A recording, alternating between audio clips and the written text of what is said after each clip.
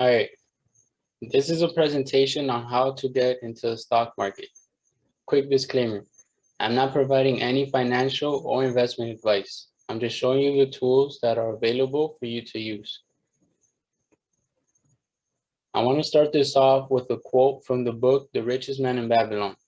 And it says, "A part of all you earn is yours to keep." Here the old wise man was telling the young kid that he shouldn't forget to pay himself as he was making other people rich by paying them first. The stock market is one of the many places where we can pay ourselves. By the end of this presentation, the goal is to have built a foundation that will benefit us in the future. Research. This part here is the most important one. Whether you want to buy a house, start a business, lose weight, make an investment, research will give you an edge. It'll tell you what's working, what's new, the cause of things, what's trending. Research will keep you up to date. There are many ways you can do research, and here are some of them. Now, the first step to getting into the stock market is by picking a brokerage. A brokerage is a firm that allows you to buy and sell stocks and other securities. There are many brokerages out there. Some have more tools and others are easier to use. Now, how do you know which brokerage is best? By doing your research. You can start off by going to their website and seeing what they have to offer. Another great way is by comparing them versus each other on Google.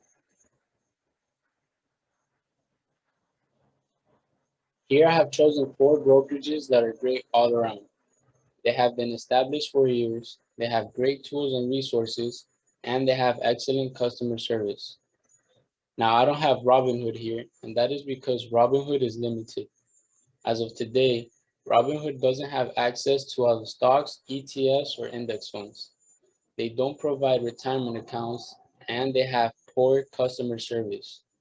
You want to have your money in a place where you can contact easily and ask them questions. Here I have the homepage of Fidelity. Once you have chosen the brokerage that you want to join, you want to go to the top and open an account.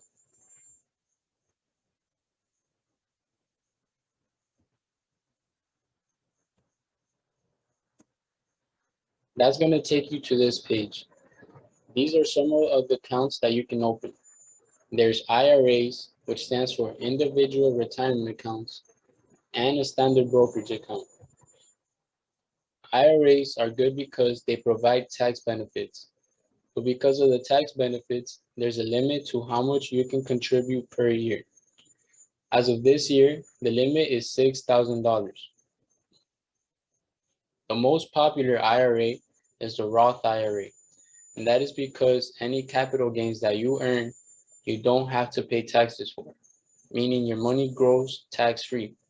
That is, if you hold your money until you're 60 years old, which is why it's called the retirement account.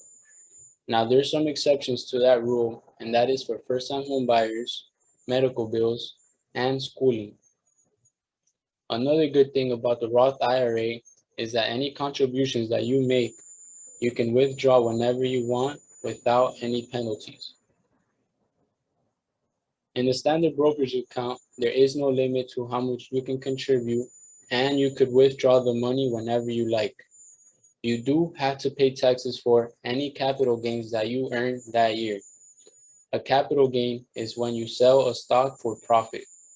Only until you sell is when you earn a capital gain or a capital loss. A rollover IRA is if you have a 401k with a previous employer, you can then transfer that 401k into an IRA, and there you will have complete control of your account. You will also have access to all the stocks, ETFs, and index funds that they provide. You can have multiple accounts at once. So do your research and see which one better fits you.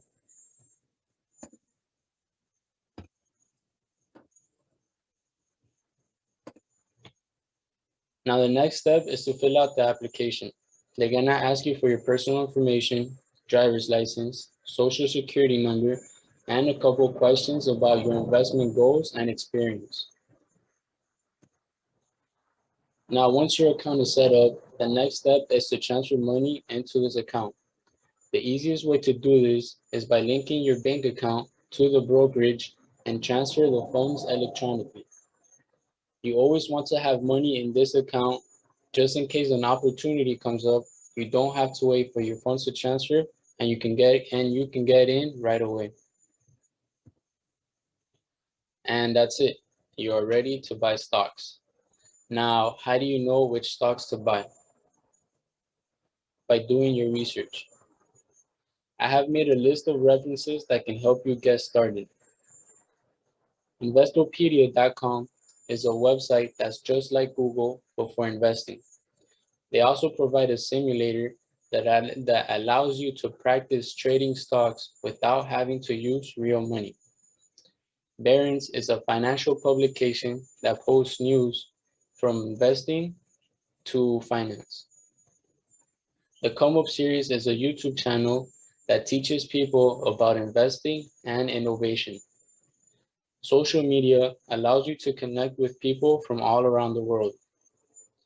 The brokerages I showed you, they have great tools and resources that you can use. Stockcharts.com is a website that I use to look at stock charts. The Richest Man in Babylon is the book I quoted in the beginning of this presentation, and it's a book about personal finance. Surroundings. This is a great way to start looking for stocks. There's stocks all around you. The clothes you wear, places you shop at, the apps that you use on your phone, these are all stocks. By being aware of your surroundings is a great way to start looking for good stocks. Fundamental and technical analysis. These are two ways that people use to evaluate stocks. Fundamental analysis deals with looking at the company's financials and their management. Technical analysis deals with looking at stock charts for any patterns and trends. ETFs, value stocks, growth stocks, and dividend stocks, these are all stocks that you should own in your portfolio. Now, these last 6 terms that I just mentioned, you should put them on Google, YouTube, and Investopedia so you can learn more about them. And finally, success in the stock market. If you're just starting off, I want you to focus on long-term investing. This will give you time to learn how the stock market moves. You also don't have to be watching the market every day. You could still use this information for short-term trading, but just know there is more risk involved and you have to put in more time.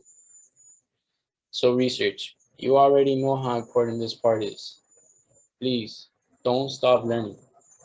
Setting goals. Goals are important because they keep you focused and give you momentum in life. Don't chase. You don't want to chase a stock based off hype. Usually when people who don't talk about stocks start talking about a stock, chances are that stock has already ran up. You don't want to get in at this point. You only want to get in a stock after you have done your research. If you do end up chasing, manage your risk. You don't want to have 50% of your portfolio in this one hype stock, because if the stock goes down, that's going to hurt. And now your money's tied up. So you have to wait for the stock to go back up. Control your emotions. If a stock drops below your entry point, you don't want to panic sell. If you got in a stock, it means you did your research and you believe the company is strong and it has room for growth. Diversify.